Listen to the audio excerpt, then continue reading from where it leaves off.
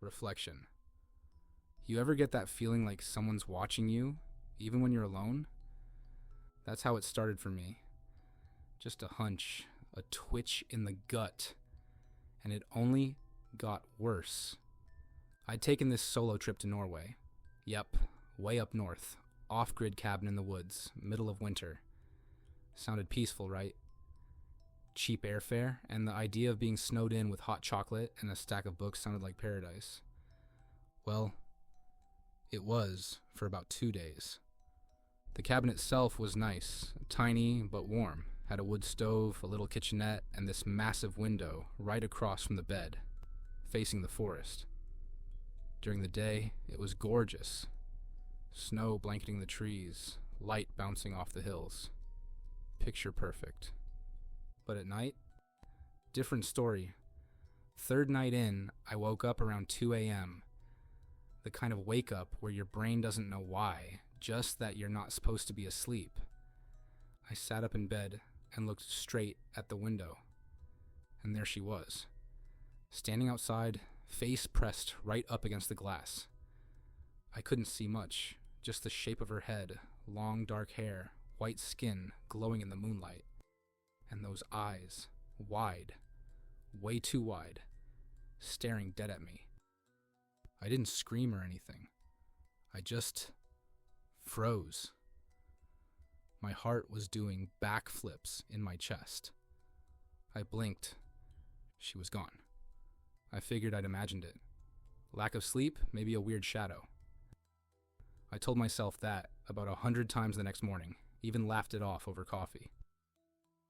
Hell of a dream, I muttered, but it wasn't a dream. Next night, she was back. Same time, same spot. Only this time, closer to the glass, her face clearer. And here's the thing, she looked like me. Not exactly, not at first. More like a blurry version. Off-brand me, like someone tried to paint my face from memory and got the proportions wrong, but close enough to make my skin crawl. I wanted to get up and turn the light on, but I couldn't move. I just stared back at her, and she stared right through me. She didn't knock, didn't move, didn't breathe as far as I could tell, just stared. By the time the sun came up, she was gone again. I didn't sleep that day. I paced, I triple-checked the locks. I even walked around the outside of the cabin in the freezing cold to prove to myself there were no footprints. Nothing. Not a single mark in the snow. But the next night she came again, and she looked even more like me. Same haircut, same eyes, but still not quite right. Her mouth was wrong, a little too wide, like she was trying to smile, but couldn't remember how. I tried to ignore her, stayed under the blankets, eyes shut, but the air felt heavy, like the kind of pressure you get before a thunderstorm, but worse, like it was pushing in from all sides. That night, I had this dream. Or maybe it wasn't a dream, I honestly can't tell anymore. In it, I was sitting at the table, eating. Only, it wasn't me. I was watching from outside, from her side of the glass, watching myself eat, laugh, stretch, like I'd been replaced and shoved outside to watch the rerun. When I woke up, the chair at the table was pulled out. My coffee cup, empty, was in the sink. I hadn't touched it. The next night, I didn't sleep. I sat in a chair facing the window, lights off, blanket wrapped around me like armor. Midnight came. Then 1. Nothing. I started to think maybe she wasn't coming. Then, right at 2 a.m., she appeared. But this time, she didn't stay outside. She was inside, standing in the reflection of the window. But I wasn't. I checked behind me.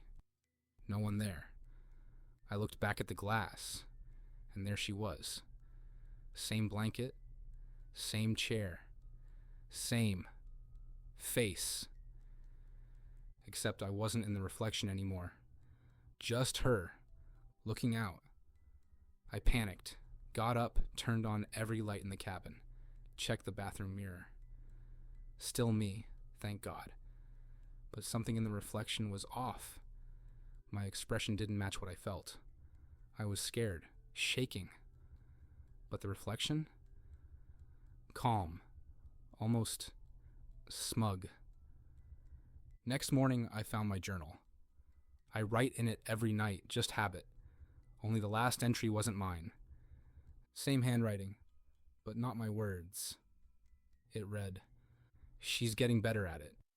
I didn't write that. I swear to you, I didn't. After that, things moved fast. She showed up earlier, stayed longer.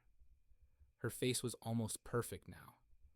If you didn't know better, you'd think it was me. But I knew, because she moved before I did. If I went to reach for my glass, I'd see her hand lift a second before mine. If I frowned, she'd already be scowling, like she was predicting me, becoming me. I tried to call for help. No signal. I tried to leave, but the snow had piled up. Chest high. Door jammed. Windows wouldn't open. I was stuck, and then I started forgetting things. My birthday, my middle name, my parents' faces. But she remembered. I could tell. She smiled when I hesitated, tilted her head when I stammered, like she was collecting everything I dropped. The last night, I think it was the last, I woke up on the floor. The fire had gone out. It was pitch black, but the window glowed. She was standing there, number not standing, sitting, in the chair, inside, looking out. I crawled toward the glass. My breath fogged it up, but her breath didn't. And when I looked, it was my face in the chair, and hers in the glass, staring back at me, smiling, that wide, wrong smile. I think she took my place. I think I'm on the wrong side now. So if you ever go up north, nice little cabin in the woods, big window, great view, don't stay too long.